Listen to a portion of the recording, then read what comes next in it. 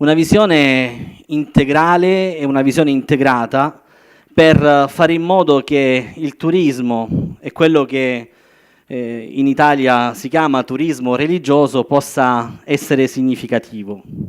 Ma prima domanda, che cos'è il turismo religioso? Se turismo religioso è entrare in una chiesa, tutto il turismo che si fa in Italia è turismo religioso. Se turismo religioso è vivere un'esperienza dove una persona che porta delle domande attraverso la bellezza cerca di dare una risposta, in Italia possiamo dire che non esiste per niente il turismo religioso. Allora la prima cosa che dovremmo fare insieme è quella di lavorare per definirlo.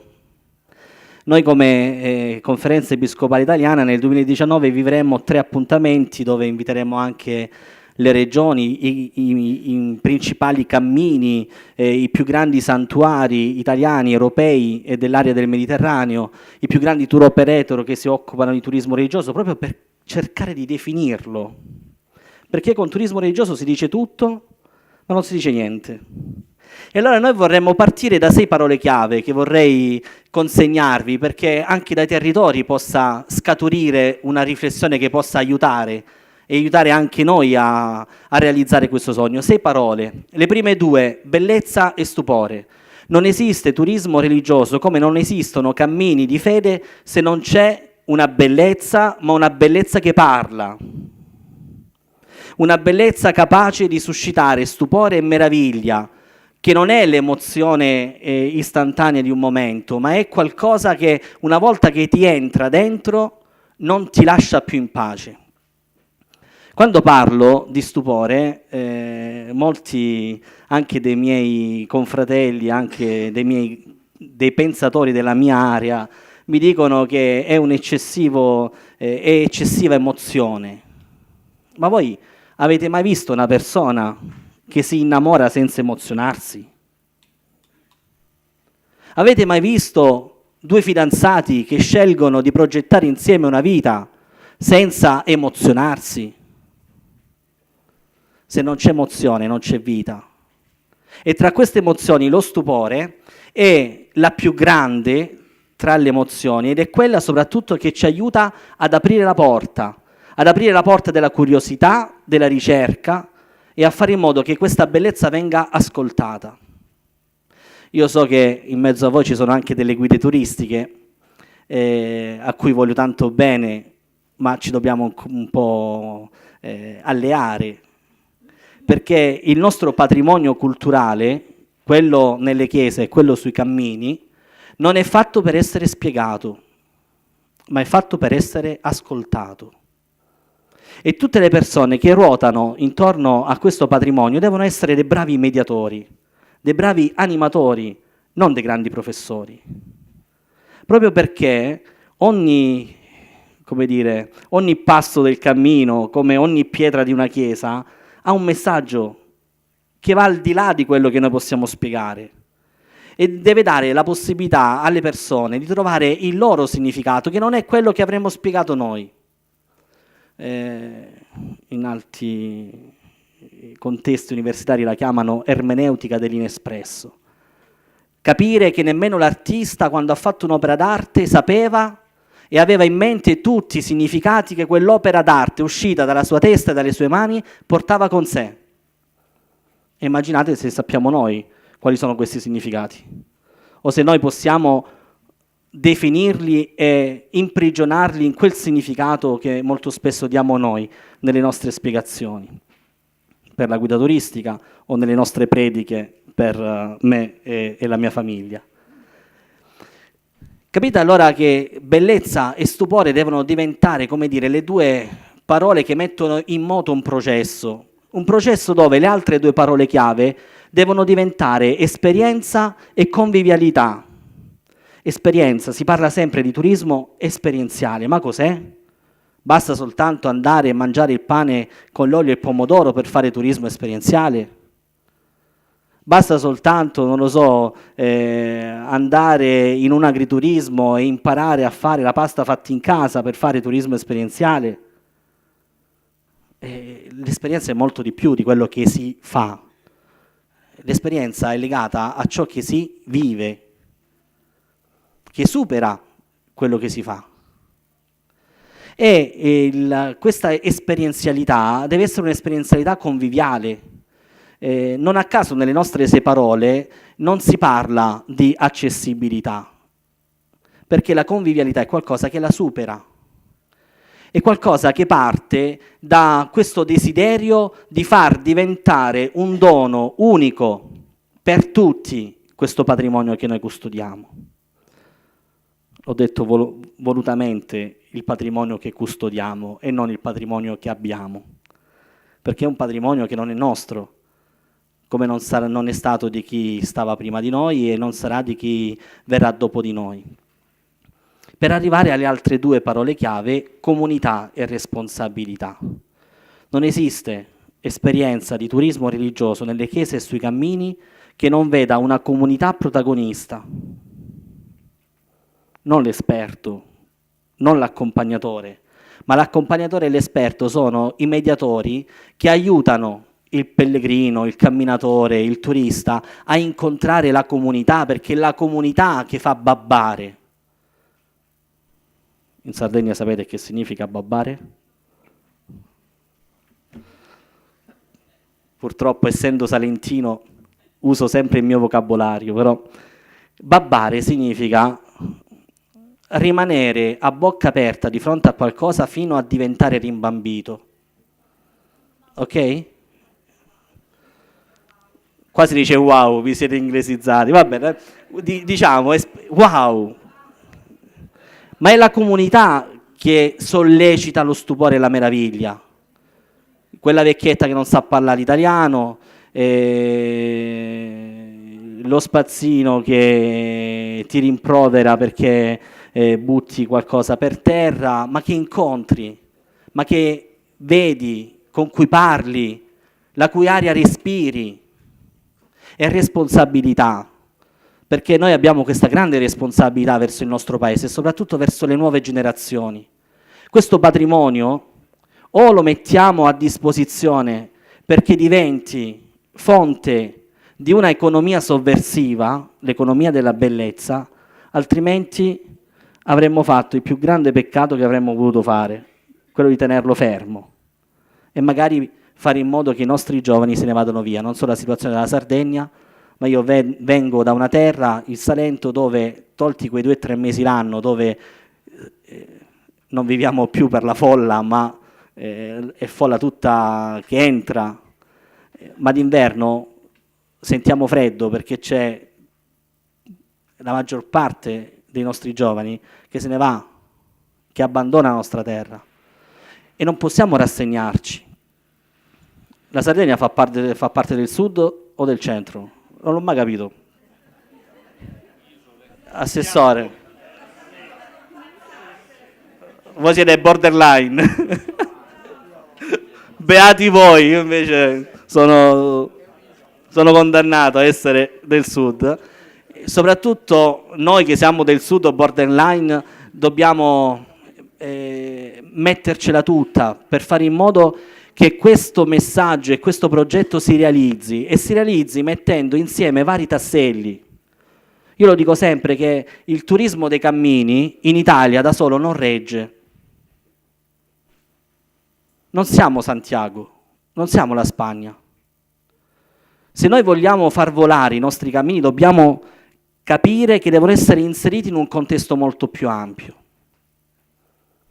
in un tessuto territoriale ed esperienziale molto più grande, che vede sì i cammini attraversarli, ma che oltre al camminare c'è tutto un tessuto vitale ed esperienziale che dobbiamo pensare, che dobbiamo realizzare. Io non so quanti di voi sono credenti, ma non mi interessa, però siete tutti gente che respira, o no? Meno male. Se siete gente che respira vuol dire che siete gente che può parlare. Se siete gente che può parlare, vi invito a scrivere un'email al vostro vescovo per dirgli: eccellenza, lo sa che nella Chiesa italiana da pochi mesi esiste un progetto che si chiama Bellezza e Speranza per tutti? Prima di scrivere però al vescovo, se andate sul sito dell'Ufficio Nazionale turismo.chiesacattolica.it c'è un banner in alto a destra, bellezza e speranze per tutti, ci cliccate e vi leggete sia il documento che il progetto. Il progetto è questo: aiutare ogni diocesi, ogni comunità cristiana locale a fare il suo piccolo sistema di turismo religioso. Aiutare cioè le chiese a capire che tutto il patrimonio che hanno, materiale e immateriale, può diventare una grande possibilità per quella comunità e per la sua terra. Io, per un attimo, non registrate quello che dico, perché sono pericoloso, soprattutto se chi, mi ha dato questo ufficio ogni tanto sente le cose che dico, potrebbe licenziarmi da un momento all'altro, però noi come Chiesa non abbiamo ancora capito la grande possibilità che abbiamo nel turismo. Io lo dico sempre ai miei amici preti: invece di andare in depressione perché nessuno viene più a messa, perché i bambini al catechismo ti mandano a quel paese prima di iniziare, invece di andare in depressione per questo, se tu pensassi quanta gente può entrare nella tua chiesa per turismo, tu, come dire, ti rianimeresti, perché c'è qualcuno che viene a trovarti perché vuole sentire qualcosa da te.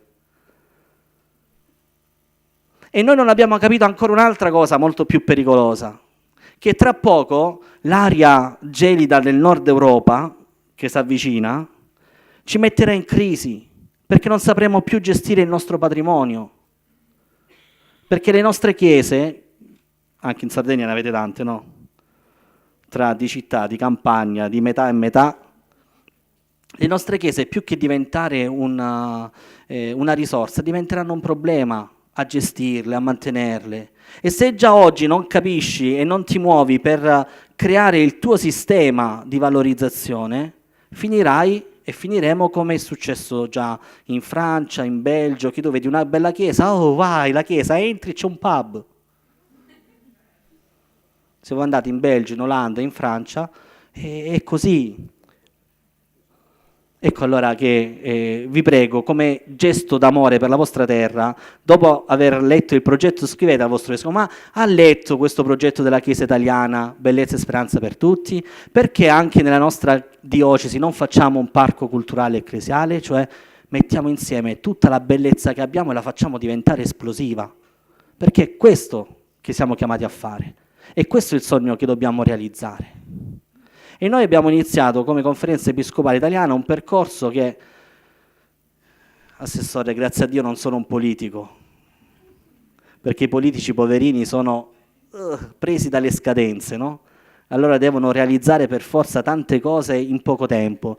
Io grazie a Dio non lo sono, quindi posso accompagnare la mia realtà a vedere al di là del primo, del secondo, del terzo e del quinto anno, perché io sono sempre dell'opinione che noi dobbiamo fare qualcosa di cui i risultati si vedranno fra 30 anni, e qualcuno venendo davanti alla mia tomba e davanti alla nostra tomba dovrà mettere un fiore e dire: grazie, meno male che non eri normale.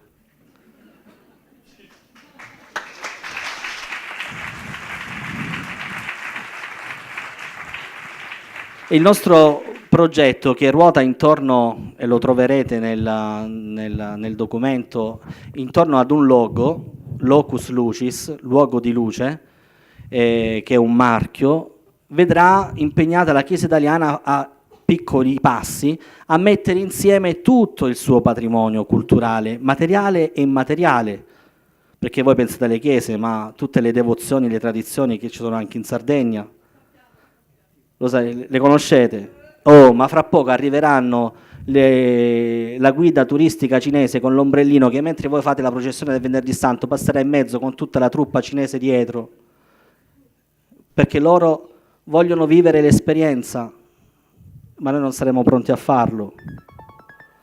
Capite allora come noi abbiamo questo progetto che intorno al marchio Locus Lucis vedrà 4 tappe. La prima, quella di questo progetto dei parchi culturali ecclesiali, aiutare le diocesi a creare il loro piccolo sistema del turismo religioso.